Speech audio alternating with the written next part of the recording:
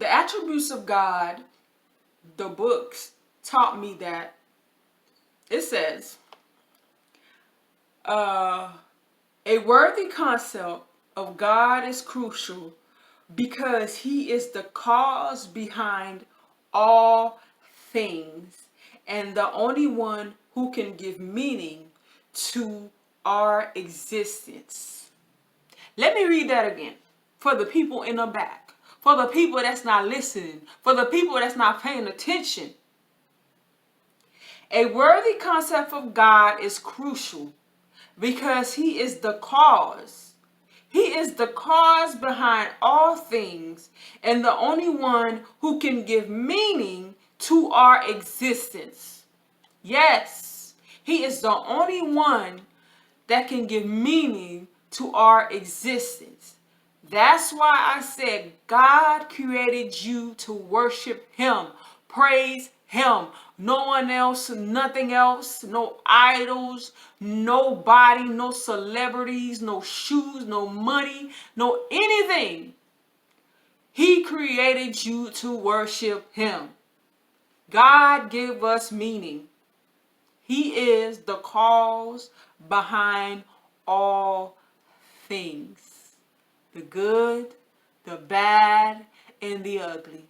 We just got to accept it. Welcome to Shaunie Speaks, where we inspire, break cycles, and working on our wellness. Today's topic is about God. Who is God? The God of Abraham, the God of Jacob, the God of David, the God of John, the God who created everything from beginning to the end. He is the Alpha, the Omega, your Father, your Creator. He created the earth. He created every planet, every star, every tree, every animal, every human being. He is any and everything. And today I'm here to discuss some attributes of God. Who is he? What is he like? All these questions will be answered. I was reading this book called The Attributes of God. It is 2 books. And there were some definitions in there that I felt like I needed to share with people that don't know what God is like or who is God, what his personality are. So the first one is God is infinitude, which means God is without bond or limits. God cannot be limited. God cannot be bound. He have no time. He's infinity. He was here before time and he will be here after time. Like, number 2, God is immensity. I don't know if I'm saying it right, but the word says immensity, extremely large in size, which means God is everywhere. He's in the United States. He's in the United States. He's in Haiti. He's in Jamaica. He's in Africa. He is everywhere. Has no limits of any sort. Number 3, God is goodness. Goodness is one of God's attributes, which means everything that he does is good. Everything that he do is good. To you, it might be bad because you see how the world is operating, how the world is. But God is infinitely good. There's nothing bad about him. What you think is bad is not bad for God. He created it and he can destroy it. He could build it right back up. Because you know why? Because he created everything on this earth. Number 4, God is justice. The definition for this one says, God is justice. Punishing the wicked is just in God's eyes. Pardoning and justifying the wicked is also just. It is God's compassion and mercy. So he is just in everything that he does. I mean, he likes justice in everything that he does. Even things that you might think like, oh my gosh, it's so unfair. Even stories in the Bible, you'd be like, oh, why did God protect that person after they did that wicked act? Let's take John, for example. He was out there killing all these Christians, but guess what? God still used him. He still showed mercy. He still showed compassion. He still showed grace to John. You know what? God can do whatever he wants, whenever he wants. Nobody can question him. It's just like an employee cannot question the CEO. He's the boss, you know. He do what he wants to do. And the fifth word is God is omnipresence. God is near to everywhere, to everyone, and everything. God has no borders. He is next to me.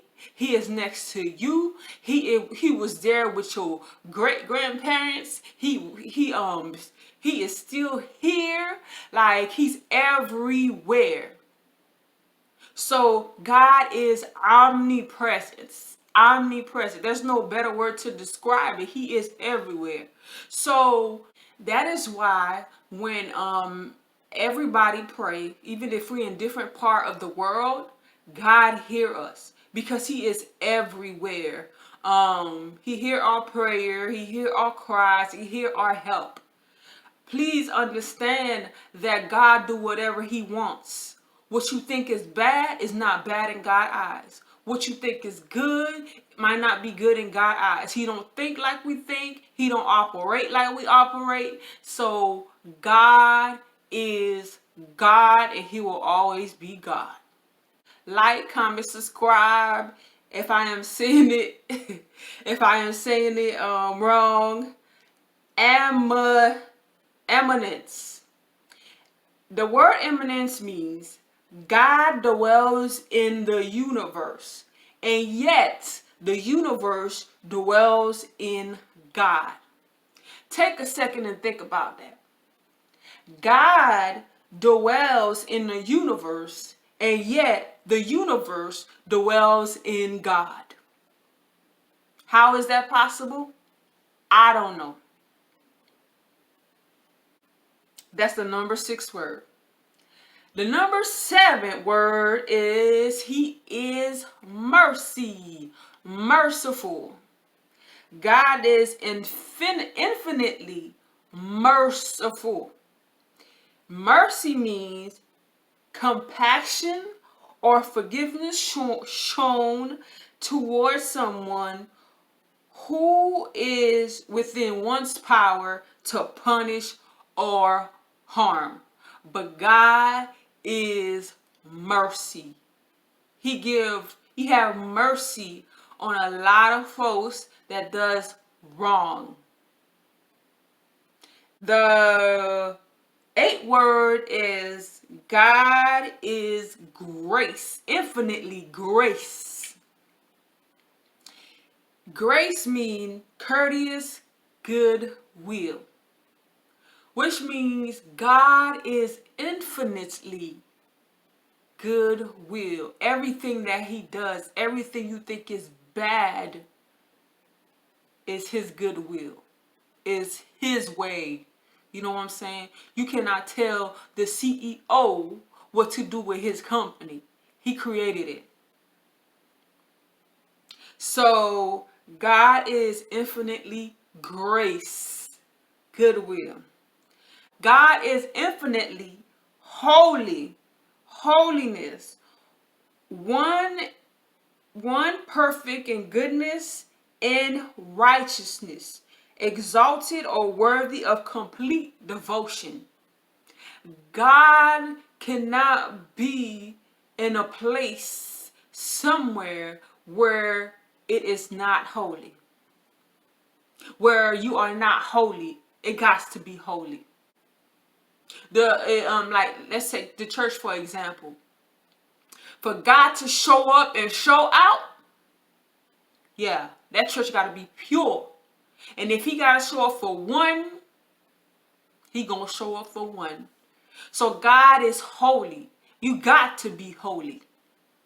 And the number 10th word is God is infinitely perfection. Perfect. There's nobody perfect. There's nobody perfect. We all knew Jesus was perfect. And Jesus is the Son of God. He was the only one perfect.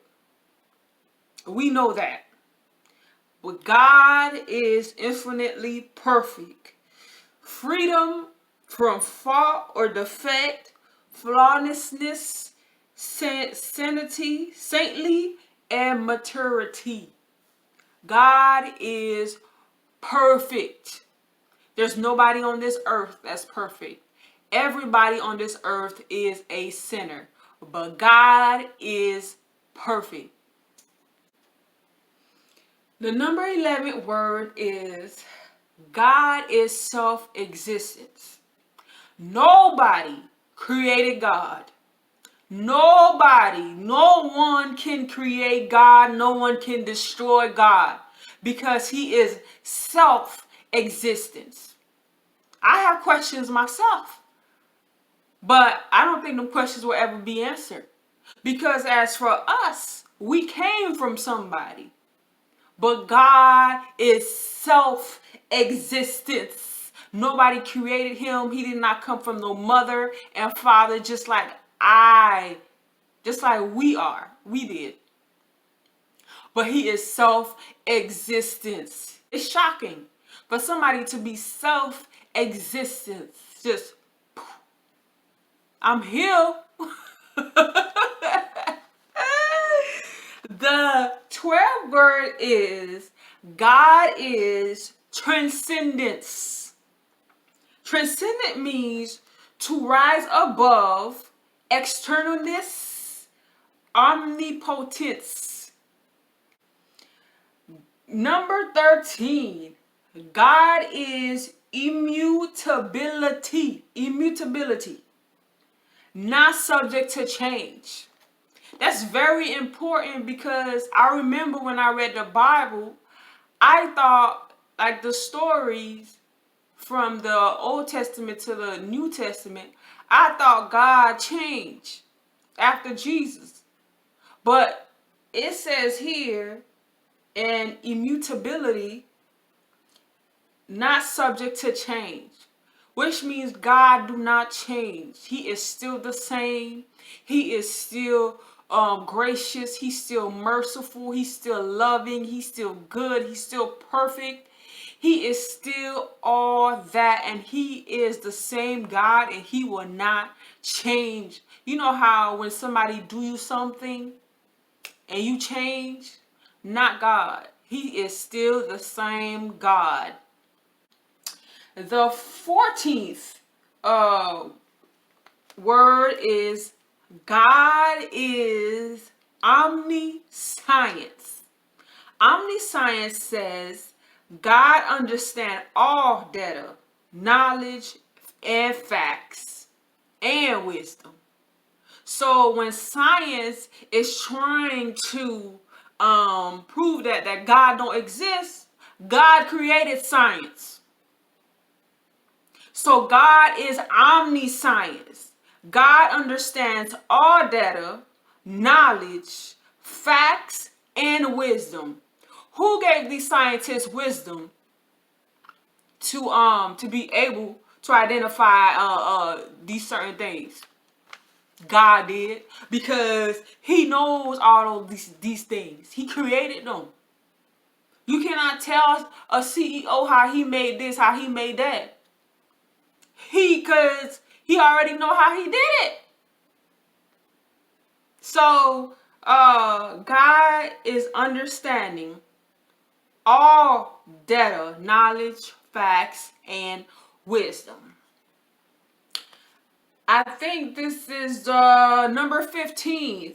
God is sovereignty, supreme over all things. Yes, God is supreme over the angels, over the archangels, over the everything, human beings, you name it. God is God.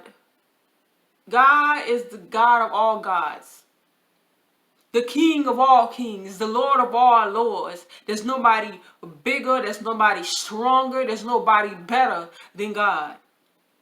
Nobody. You can search all over the world. They done tried, you know, but there's nobody that is sovereignty, supreme over all things. Us as a human being have no such power. We might have a little power here on earth, you know, but we cannot triumph God. We could change everything about this earth. We could do anything we want on this earth. But we will never have power over God. The devil could do whatever he pleases. At the end of the day, he could never have the knowledge and the understanding, the wisdom and the power of God.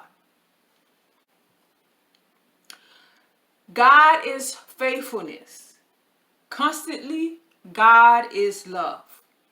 All love comes from God, and that he does nothing except in love. So when God punishing you, it's because he loves you. When you discipline your kids, it's because you love them, because you don't want them to grow up and go act out in the world the same way they are acting up in front of you. So when he punishes you, he loves you. When he disciplines you, he loves you. And again, the book that I've got it from is called The Attributes of God. It's 2 books.